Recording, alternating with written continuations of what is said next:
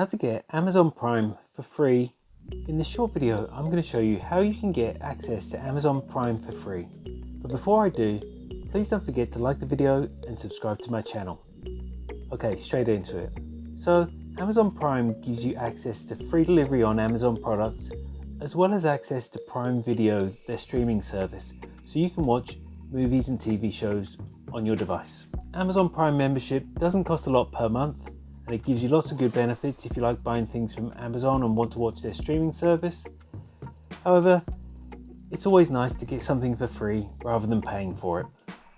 So, to get it for free, what you want to do is open up your browser, such as Chrome, and do a search for Amazon Prime free trial.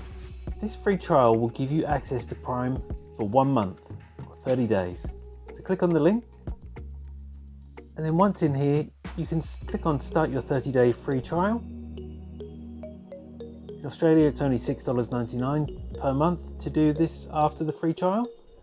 So if you already have an Amazon account, you can enter in your login details here and sign in, and it will activate your free trial.